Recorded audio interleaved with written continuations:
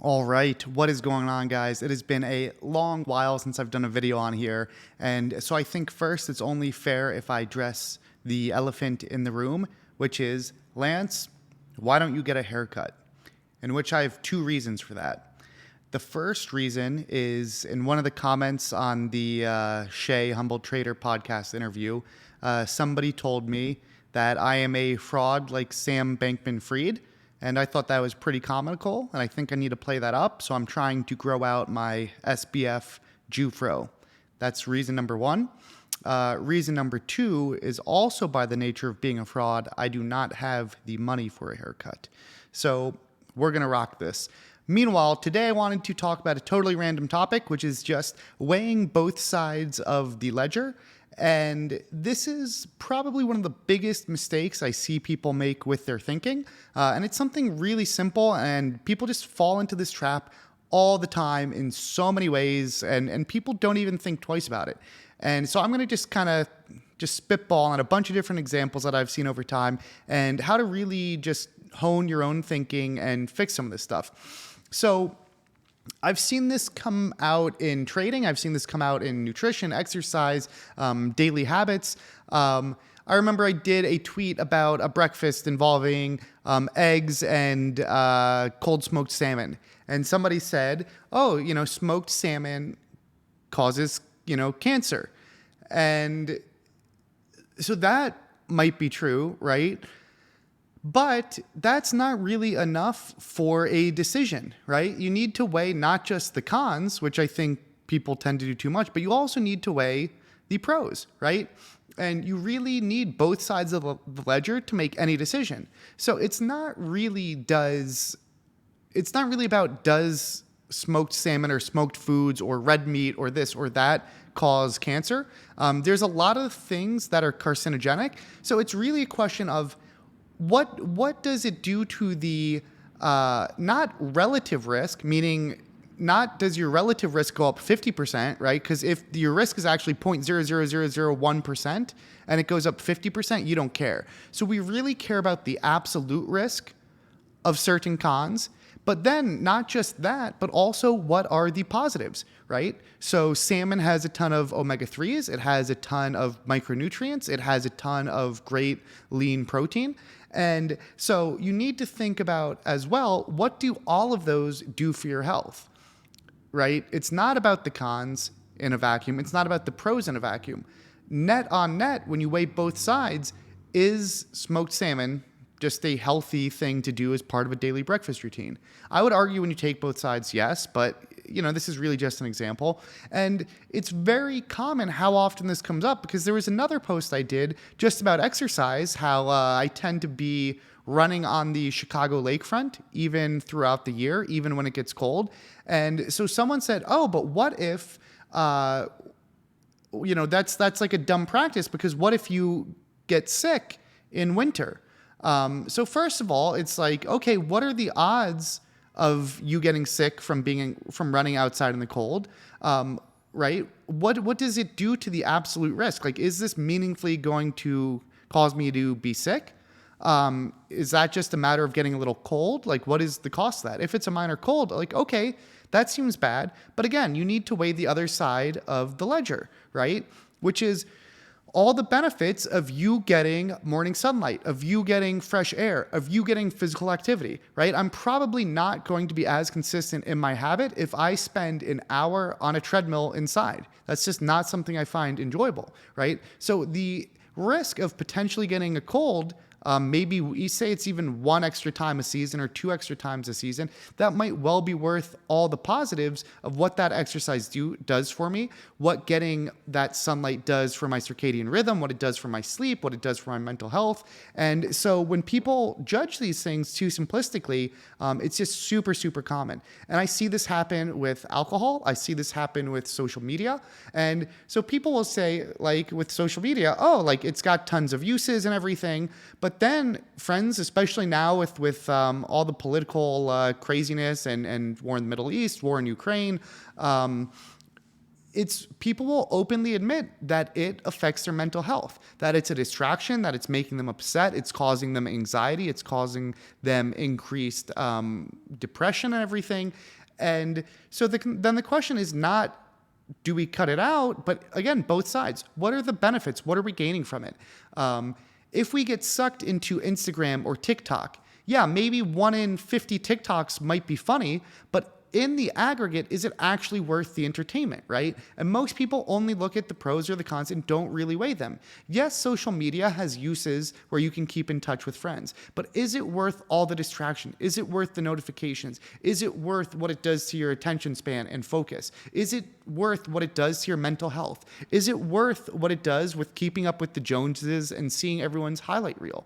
I'm not judging any of these things one way or the other. I do have my own personal beliefs on all these examples, but my point is you need to really weigh both sides. And like, I think one of the biggest fallacies people make as well is they say, Lance, but like, you're forgetting all the positive uses. And my point would be, if there weren't positive uses, you wouldn't be doing any of this stuff, and we wouldn't be debating this stuff to begin with, right? If there wasn't a positive of social media, if there wasn't a positive of alcohol, if there wasn't a positive of just about anything, there would be no debate. Nobody would use it, and all those things wouldn't exist to begin with.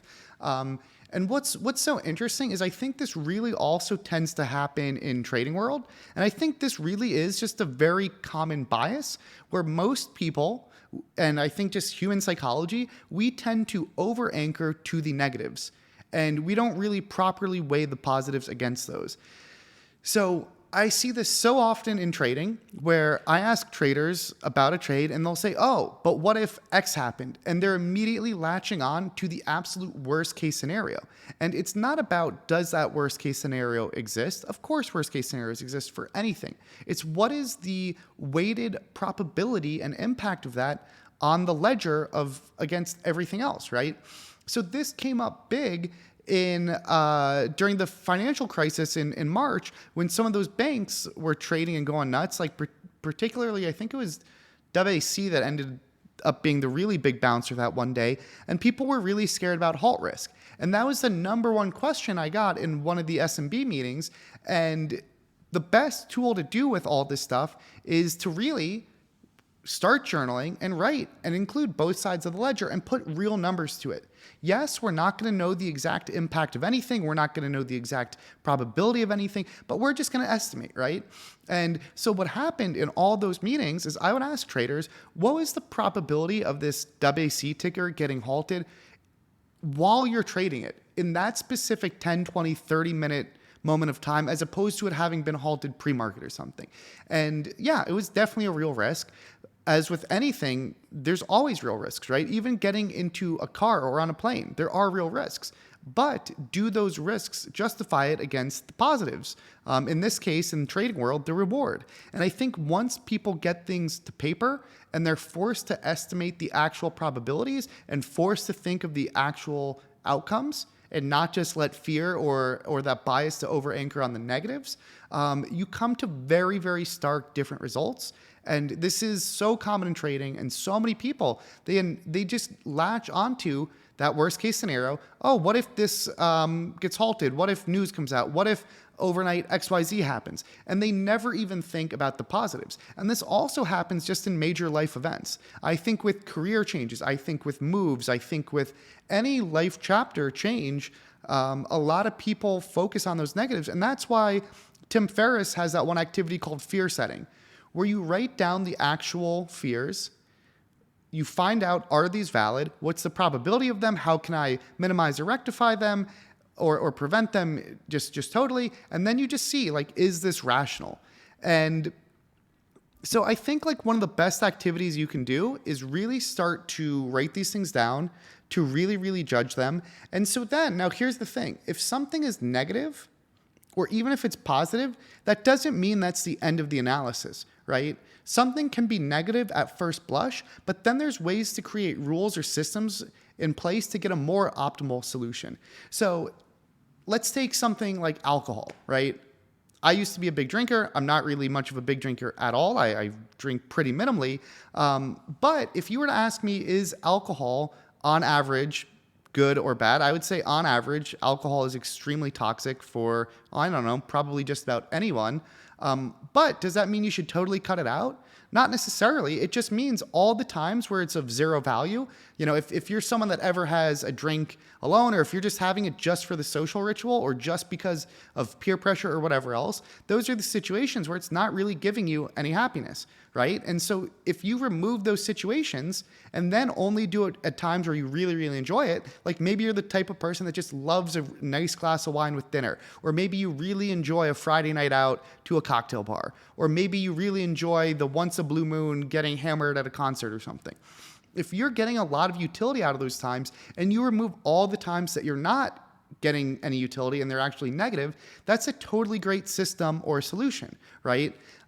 If there's a certain tail risk in a trade, that doesn't mean don't do it, right? If there's a chance that you could really take a huge loss, that doesn't mean don't do it. It might mean size down. It might mean study that fat tail risk as much as you can. It might mean find ways to mitigate it or hedge against it.